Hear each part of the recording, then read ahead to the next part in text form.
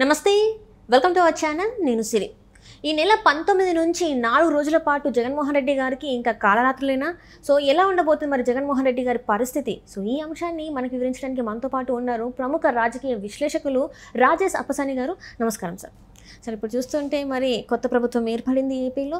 So అట్లానే ఏంటంటే ఇప్పుడు చంద్రబాబు నాయుడు గారు ప్రమాణ స్వీకారం చేశారు, తన బాధ్యతలు కూడా చేపట్టారు.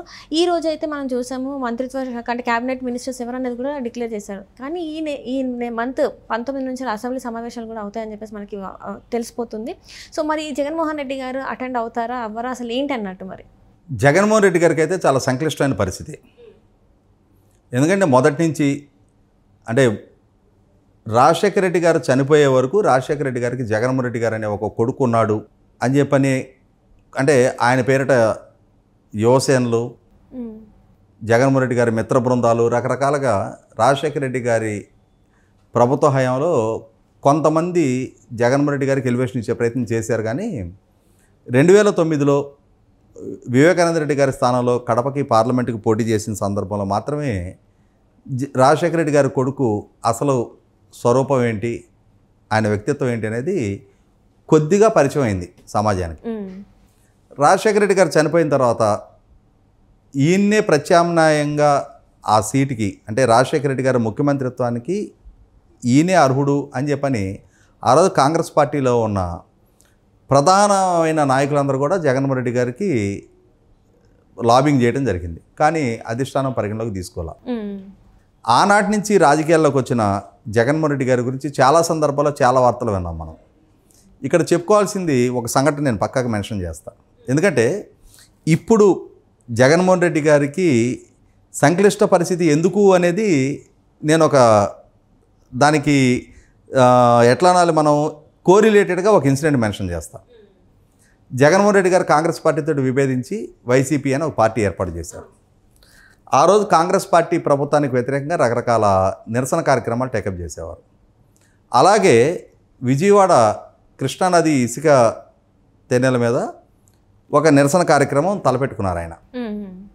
ఆ తలపెట్టుకున్న సందర్భంగా ఆ రోజు నటులుగా ఉన్న జీవిత రాజశేఖర్ దంపతులు జగన్మోహన్ రెడ్డి గారికి మద్దతుగా ఆయన పార్టీలో చేరారు.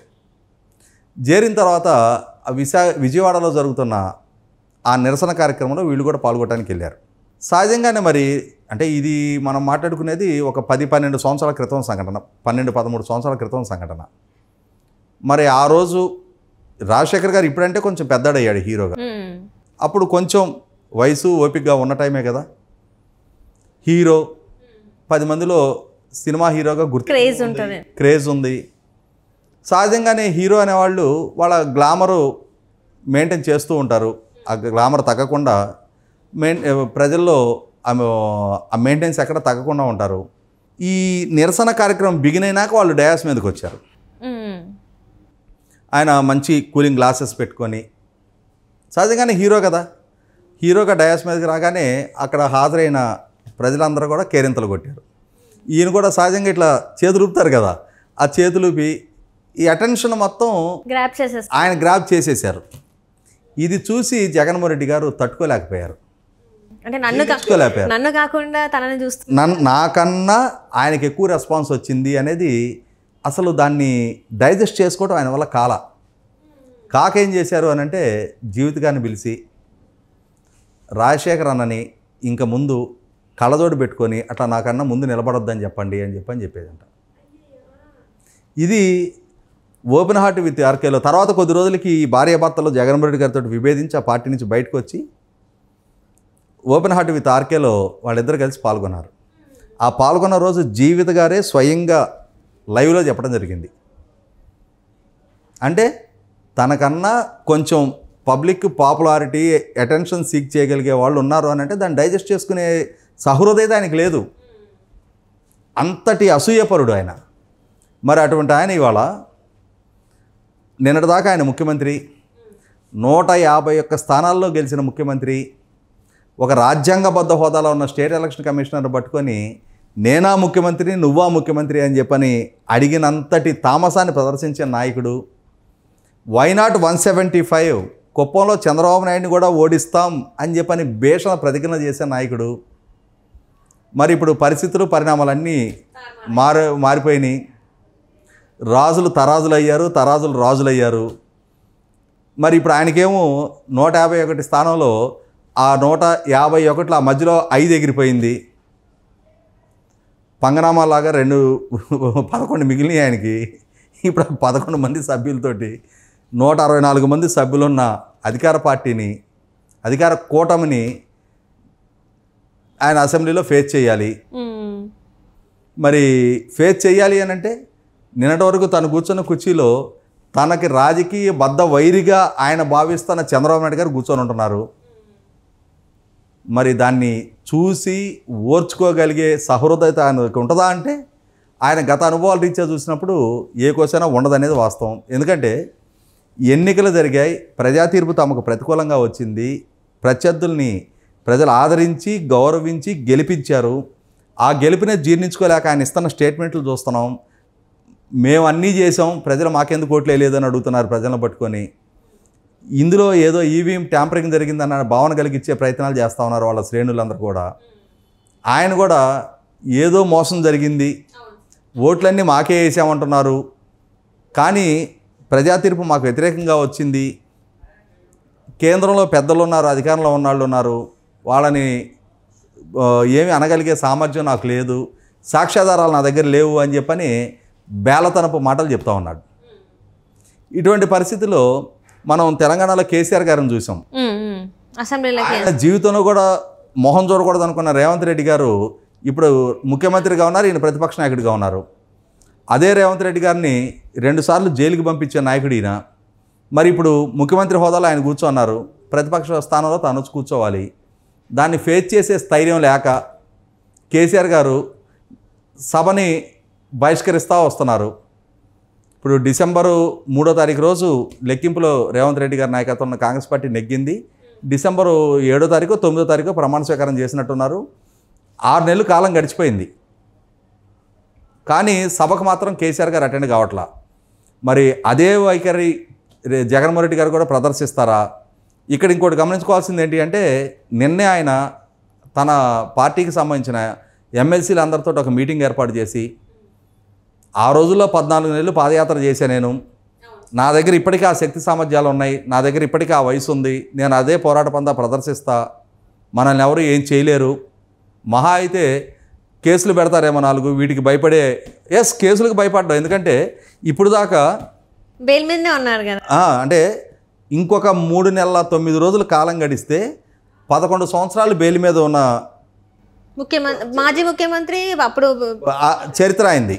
కాబట్టి ఆయన ఉద్దేశం ఏంటి అంటే కేసులు నన్ను ఏం చేయలేము అనుకుంటున్నాడు. కానీ ఖచ్చితంగా కేసులు చేస్తాయి. ఇప్పటి వరకు ముఖ్యమంత్రిత్వాన్ని అడ్డం పెట్టుకొని వ్యక్తిగత హాజరు నుంచి మినహాయింపు పొందుతూ వచ్చారు. ఇంకా పప్పులు ఉడకో, ఆ హనీమూన్ పీరియడ్ కూడా ముగిసిపోయింది ఆయనకి. అంటే కోర్టు కూడా గట్టిగా వార్నింగ్ ఇచ్చింది. ఖచ్చితంగా ఇక వ్యక్తిగతంగా హాజరై తీరాలి. 11 సిబిఐ ఛార్జ్ షీట్లు నమోదయ్యాయి, 7 ఈడీ ఛార్జ్ షీట్లు నమోదయ్యాయి. వివేకానంద రెడ్డి గారి హత్య కేసు తరంగుంటా వస్తుంది.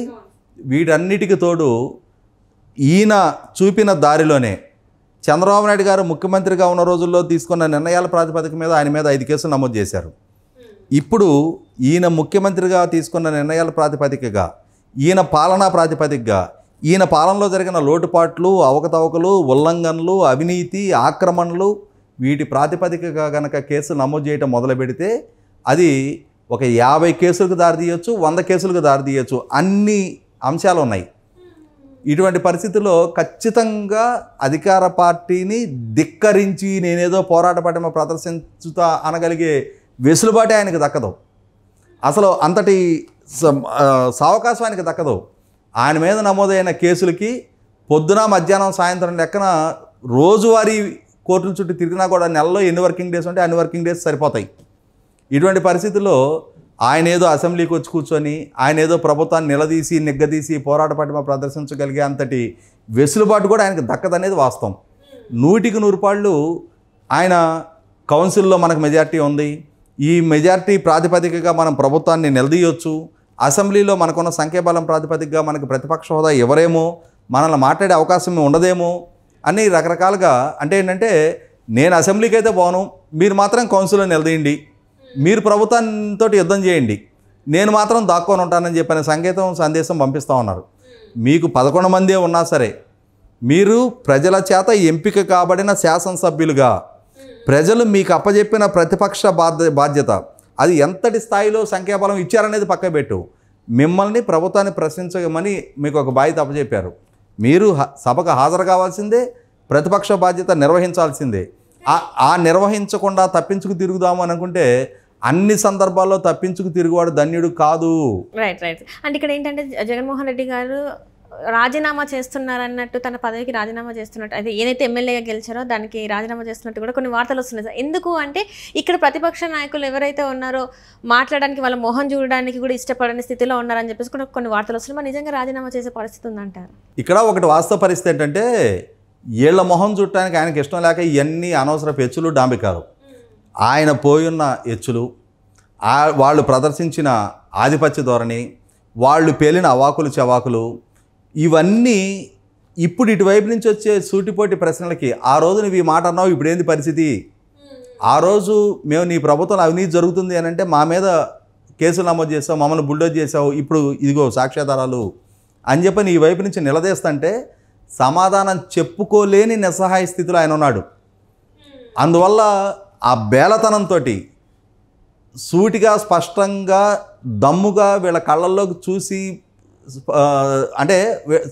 మాట్లాడగలిగే నైతికత ఆయన దగ్గర లేదు. అన్ని అవకతవకలు ఉన్నాయి. కాబట్టే ప్రజలు కూడా అంత కఠినంగా శిక్షించారు. ఆ పార్టీకి దక్కింది ఓటమి కాదు, శిక్ష, ప్రజల శిక్షకు గురైంది ఆ పార్టీ. ఇటువంటి పరిస్థితుల్లో ఖచ్చితంగా జగన్మోహన్ రెడ్డి గారు అసెంబ్లీకి వస్తే ఒక తంట, రాకుంటే ఒక తంట ఆయనకి.